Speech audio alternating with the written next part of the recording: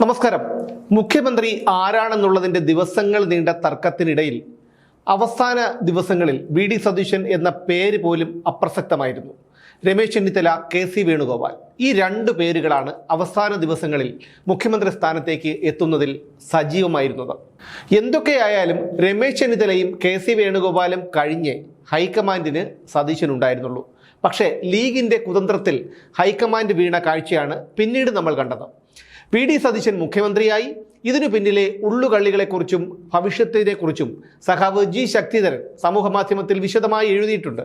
കനൽ വഴികൾ താണ്ടിയിട്ടും നിരാശ അറിയാത്ത ചെന്നിത്തല എന്ന തലക്കെട്ടിൽ ശക്തിധരൻ എഴുതിയ ആ കുറിപ്പ് ഇങ്ങനെയാണ്: ഉദാരഹൃദയനും മനുഷ്യസ്നേഹിയും എന്ന് പരക്കെ വിശേഷിപ്പിക്കപ്പെടുന്ന രമേശ് ചെന്നിത്തല 10 വർഷത്തെ വനവാസത്തിനു ശേഷം കേരള ഭരണത്തിന്റെ ഉയരങ്ങളിലേക്ക് ഒരിക്കൽ കൂടി പ്രവേശിക്കുമെന്ന് പ്രതീക്ഷിച്ചിരുന്നവർക്ക് തെറ്റി. സാധാരണ അമ്പിളിക്കീറ് പോലെ ഹൃദയ സൗരഭ്യമായി മുഖത്ത് പതിച്ചിരിക്കുന്ന തിളക്കമുള്ള ചെന്നിത്തലയുടെ ചിരിക്ക് വ്യാഴാഴ്ച രാത്രി ഇടുത്തി പോലെ മങ്ങലേറ്റത് അപ്രതീക്ഷിതമായിട്ടായിരുന്നു. സോണിയാഗാന്ധിയും രാഹുൽജിയും തമ്മിൽ രാത്രി നടക്കുന്ന ചർച്ച പൂർത്തിയായാൽ കേരള മുഖ്യമന്ത്രിയായി ചെന്നിത്തലയുടെ പേര് നിർദ്ദേശിക്കപ്പെടുമെന്നായിരുന്നു പലരും കരുതിയിരുന്നത്. പക്ഷേ പുലർച്ചെ നടന്ന അട്ടിമറിയിൽ എല്ലാം കീഴ്മേൽ മറിഞ്ഞു. തങ്ങളുടെ വരുതിയിൽ നിൽക്കുന്ന നേതാവായിരിക്കണം മുഖ്യമന്ത്രി എന്ന ലീഗിന്റെയും പാർശ്വവർത്തികളുടെയും ശാഠ്യത്തിന് പ്രിയങ്ക കീഴടങ്ങി. അവസാനം ഈ വിധ്വംസക ശക്തികൾ കാട്ടിയ തുറുപ്പ് ചീട്ട് കാരണം കോൺഗ്രസ് പതറിപ്പോയി. വി.ഡി. സതീശനെ മുഖ്യമന്ത്രിയാക്കിയില്ലെങ്കിൽ വയനാട്ടിൽ നിന്ന് പ്രിയങ്ക ലോക്സഭ കാണില്ലെന്ന ഭീഷണി വയനാട്ടിൽ ചുമരുകളായ ചുമരുകളിലെല്ലാം ഒറ്റ രാത്രി കൊണ്ട് പതിക്കപ്പെട്ടപ്പോൾ സോണിയ കുടുംബം വിറകൊണ്ടു. ഇതുകൊണ്ടും അവസാനിച്ചില്ല. ഈ പോസ്റ്റർ ഇംഗ്ലീഷിൽ തയ്യാറാക്കി നേരം പുലർന്നപ്പോൾ ദില്ലിയിലും പ്രത്യക്ഷപ്പെട്ടു. കോൺഗ്രസ് കുടുംബവുമായി ലീഗ് കേരളത്തിലെ തട്ടകത്തിൽ ഏറ്റുമുട്ടുന്നു എന്ന കിംവദന്തിയാണ് പ്രചരിപ്പിച്ചത്. അതോടെ ഭയന്ന് വിറച്ച പ്രിയങ്ക സമ്മർദ്ദം ചെലുത്തി കെ.സി. വേണുഗോപാലിന്റെ സ്ഥാനാർത്ഥിത്വം അസാധുവാക്കിച്ചു. ഇതാണ് പരമസത്യം. പക്ഷേ ഏഷ്യാനെറ്റിന്റെ വലിയ കോളാമ്പി കയ്യിലുണ്ടെങ്കിൽ ഏത് രാത്രിയും പകലാക്കാം. പക്ഷേ പുലരാത്ത ഒരു രാവുമില്ലെന്ന് ഓർക്കുന്നത് നല്ലത്. കോൺഗ്രസിന് ദോഷമൊന്നും സംഭവിക്കാൻ പാടില്ല എന്നതുകൊണ്ട് ദില്ലിയിലെ ഉപജാപങ്ങളെക്കുറിച്ച് ഇവിടെ ഞാൻ കൂടുതൽ എഴുതുന്നില്ല. എങ്കിലും മനസ്സ് വല്ലാതെ നൊമ്പരപ്പെടുന്നുണ്ട്. കേരളത്തിൽ ഭരണമാറ്റം വേണമെന്ന് ആഗ്രഹിക്കുന്ന കോർപ്പറേറ്റ് ശക്തികൾ രാഷ്ട്രീയം നോക്കാതെ പണച്ചാക്കുകൾ കൊണ്ടിറക്കിയിരിക്കുകയാണ്. അവരുടെ കയ്യിൽ വിമാനങ്ങളുണ്ട്. അതാണ് നാം കണ്ടത്. ഘോരഘോരം ശബ്ദിക്കുന്ന മാധ്യമസിംഹങ്ങൾ ഒരു വരിയെങ്കിലും ഇതേക്കുറിച്ച് എഴുതുമോ? പിണറായി വിജയൻ യാത്ര ചെയ്യുന്ന കാറുകളുടെ നീണ്ട നിരയെക്കുറിച്ച് എഴുതും. പക്ഷേ വി.ഡി. സതീശൻ സഞ്ചരിക്കുന്ന വിമാനം ആരുടേതെന്ന് ഏഷ്യാനെറ്റ് മിണ്ടില്ല, മൗനമാണ്. കേരളത്തിലെ ഏറ്റവും പ്രതിലോമകരമായ പത്രപ്രവർത്തനം നടത്തുന്നതിൽ 1-ാം സ്ഥാനം ഈ ചാനലിനാണ്.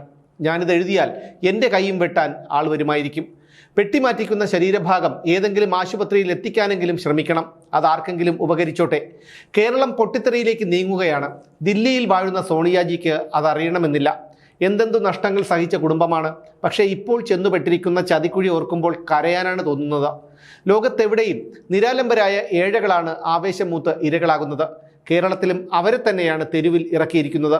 പുതിയ മുഖ്യമന്ത്രി രാഷ്ട്രീയ നേതാവെന്ന നിലയിൽ നിസ്തുലമായ പ്രവർത്തന പാരമ്പര്യമുള്ളയാളാണ്. സാധാരണക്കാരുമായി ഇഴുകിച്ചേരുന്നയാളാണ് അദ്ദേഹം. വിശിഷ്ട വ്യക്തികളുമായുള്ള അദ്ദേഹത്തിൻ്റെ വ്യക്തിബന്ധം കേരളത്തിന് മുതൽക്കൂട്ടാണ്. ഇടതുപക്ഷത്തോട് ശത്രുത വെച്ച് പുലർത്തുന്ന ഭരണാധികാരിയാണ് അദ്ദേഹമെന്ന് ആരും പറയില്ല. കേരളത്തിലെ 5-ാമത്തെ ഈ കോൺഗ്രസ് മുഖ്യമന്ത്രിക്ക് വേറിട്ട വ്യക്തിത്വമുണ്ട് എന്നതും തർക്കമറ്റ കാര്യമാണ്. കേരളത്തിലെ കോൺഗ്രസ് കെട്ടിപ്പടുത്തതിൽ വേറിട്ട പങ്ക് വഹിച്ച കേരളത്തിലെ ഏറ്റവും ചുരുക്കം രാഷ്ട്രീയ ശത്രുക്കൾ, അങ്ങനെ ആരെങ്കിലും ഉണ്ടെങ്കിൽ രാഷ്ട്രീയ ശത്രുക്കൾ ഉള്ള നേതാവെന്ന ഖ്യാതി രമേശ് ചെന്നിത്തലയ്ക്ക് അവകാശപ്പെട്ടതാണ്. അതാണ് അദ്ദേഹത്തിന്റെ ഗുണവും ദോഷവും. അതിരു കടന്ന മാർദ്ദവ സ്വഭാവമാണ് അതിന്റെ ദോഷം. അക്ഷോഭ്യതയും എളിമയുമാണ് അതിന്റെ ഗുണം. നേതൃത്വത്തിലിരിക്കുന്നവരുടെ ഉരകല്ലാവുമ്പോൾ കരുതലും ജാഗ്രതയും കൂടുതൽ വേണ്ടിവരും. പരോപകാരത്തിലും കാർക്കശ്യമില്ലായ്മയിലും രമേശ് ചെന്നിത്തല എക്കാലത്തെയും ഒരു പ്രിയമുള്ള ബ്രാൻഡാണ്. തന്നിൽ അർപ്പിതമായിരിക്കുന്ന അധികാരം കൊണ്ട് അപരന് എത്ര കണ്ട് ഗുണം കിട്ടുമോ അത് വിനിയോഗിക്കുക എന്നതിൽ നിഷ്കർഷ കാട്ടുന്ന ഈ ശൈലി വളരുന്നതും വരുന്നതുമായ തലമുറയ്ക്കും പാഠമാകേണ്ടതാണ്. കൃത്യനിർവഹണത്തിൽ സദാ പ്രസന്നത തുടിക്കുന്ന രമേശിന്റെ മുഖം കലുഷിതമാകുന്ന അവസ്ഥ ഉണ്ടാകാറില്ല. എത്ര സംഘർഷങ്ങളിൽ പെട്ടാലും അത് ഉള്ളിൽ ഒരു മാന്ത്രിക ചെപ്പിൽ ഒതുക്കി വയ്ക്കാനുള്ള അദ്ദേഹത്തിന്റെ വൈഭവം ആരെയും അസൂയപ്പെടുത്തുന്നതാണ്. രാഷ്ട്രീയത്തിൽ നിരാശയെ ഉണ്ടായിട്ടില്ല എന്ന് സംഭവബഹുലമായ കനൽ വഴികളിലൂടെ കടന്നുപോയിട്ടുള്ള ചെന്നിത്തല മനസ്സ് തുറക്കുമ്പോൾ അതെങ്ങനെ ഒരു ഭംഗിവാക്കാണെന്ന് പറയാനാകും? ആ മൊഴി നിഷ്കളങ്കമാണെന്ന് ബോധ്യപ്പെടുത്താൻ ചങ്കിൽ തറയ്ക്കുന്ന ഒരു ചിരി അകമ്പടിയായി അദ്ദേഹം എപ്പോഴും കരുതി വെച്ചിട്ടുണ്ടാകും. സ്ഥാനങ്ങൾ വരികയും പോവുകയും ചെയ്യും. അതിലൊന്നും നിരാശപ്പെടാനില്ല എന്നതാണ് അദ്ദേഹത്തിൻ്റെ ചുണ്ടിൽ ഒട്ടിച്ചു വെച്ചിരിക്കുന്ന ആപ്തവാക്യം. ആ ചെന്നിത്തലയെ ഇപ്പോൾ കാണാനില്ലാതായിരിക്കുന്നു. നാളെ എനിക്കൊന്നും കിട്ടിയില്ലെങ്കിലും ഞാൻ പാർട്ടിക്കാരനായിരിക്കും. ഒന്നിച്ച് പ്രവർത്തിച്ച പലരും പല ഉന്നത പദവികളിലും എത്തിയിട്ടുണ്ട്. KPCC പ്രസിഡന്റായി എന്നോടൊപ്പം പ്രവർത്തിച്ച പലരും പല സംസ്ഥാനങ്ങളിലും മുഖ്യമന്ത്രിമാരും കേന്ദ്രത്തിൽ ക്യാബിനറ്റ് മന്ത്രിമാരുമാണ്. വളർത്തിക്കൊണ്ടുവന്ന പലരും കേന്ദ്രമന്ത്രിമാരായിട്ടുണ്ട്. പ്രവർത്തിച്ചു വരുമ്പോൾ ഉയർന്ന പദവികളിൽ അവരെല്ലാം എത്തിയതിൽ സന്തോഷമേയുള്ളൂ എന്നാണ് പഴയ കാലത്തെ ഈ സൂപ്പർ സ്റ്റാർ ഗതകാല സ്മരണകൾ അയവിറക്കുന്നത്. ഒരു ജനകീയ ഭരണം എങ്ങനെയാകരുത് എന്നതിൻ്റെ ഏറ്റവും നല്ല ഉദാഹരണമാണ് കേരളം.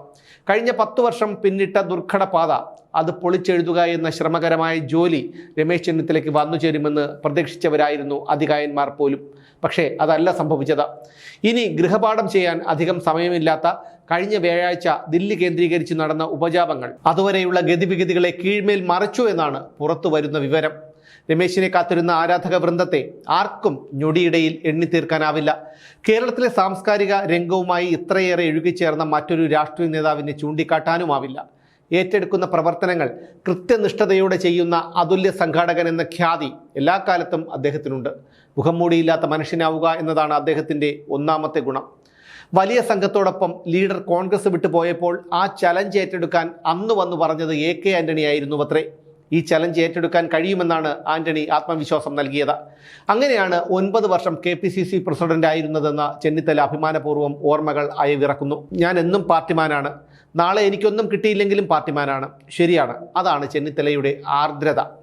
പാർട്ടിയുടെ ഭാവിക്കായിരുന്നു എന്നും രമേശ് ചെന്നിത്തലയുടെ മുൻഗണന. ഇന്ദിരാഗാന്ധിയുടെ കാലം മുതൽ കോൺഗ്രസിലെ പരമോന്നത പദവികളിൽ ഇരിക്കുന്നവർ ചേർത്ത് പിടിച്ചിരുന്ന രാഷ്ട്രീയ വ്യക്തിത്വമാണ് ഇന്ന് വളർന്നു പന്തലിച്ചു നിൽക്കുന്ന രമേശ് ചെന്നിത്തല എന്ന വടവൃക്ഷം.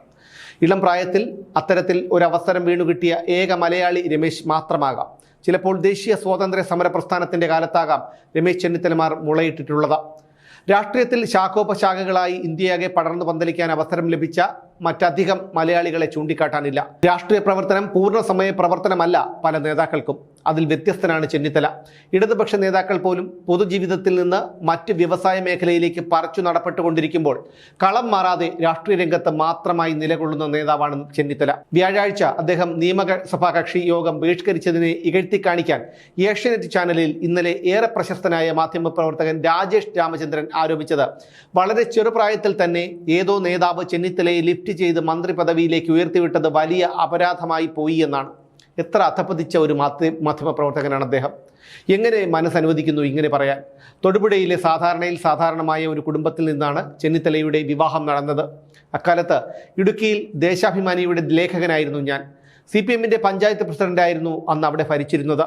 മുഖ്യമന്ത്രി K. കരുണാകരൻ പെണ്ണു കാണാൻ വന്ന ദിവസം ഞാനും ഒരു ദോഷൈക ദൃക്ക് എന്ന നിലയിൽ അവിടെ ചുറ്റിപ്പറ്റി ഉണ്ടായിരുന്നു. എന്തെങ്കിലും അവിടെ നിന്ന് ചോർത്തി വാർത്തയാക്കാൻ കഴിയുമോ എന്ന ദുഷ്ടലാക്കായിരുന്നു എനിക്ക്. ആ ഇടയ്ക്കാണ് കലാകൗമുദി എന്നെ പ്രശംസിക്കുന്ന 2 വാർത്തകൾ എഡിറ്റോറിയലായി കൊടുത്തിരുന്നത്.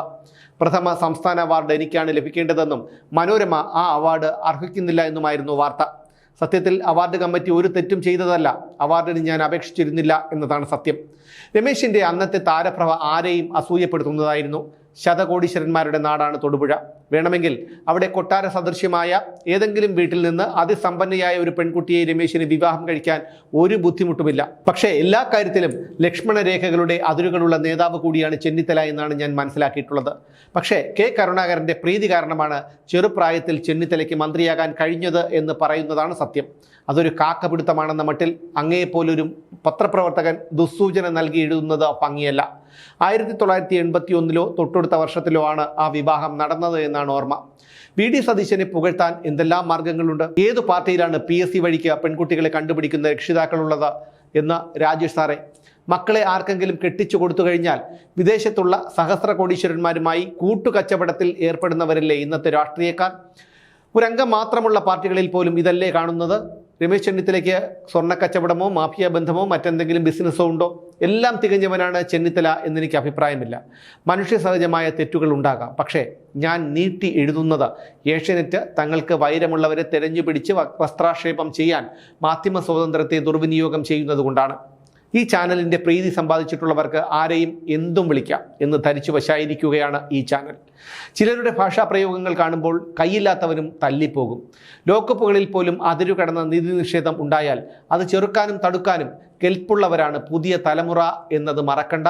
സ്റ്റുഡിയോ അവർക്ക് ബാലികേറ മലയൊന്നുമല്ല. പറഞ്ഞു വന്നത് രമേശ് ചെന്നിത്തലയെക്കുറിച്ചാണ്.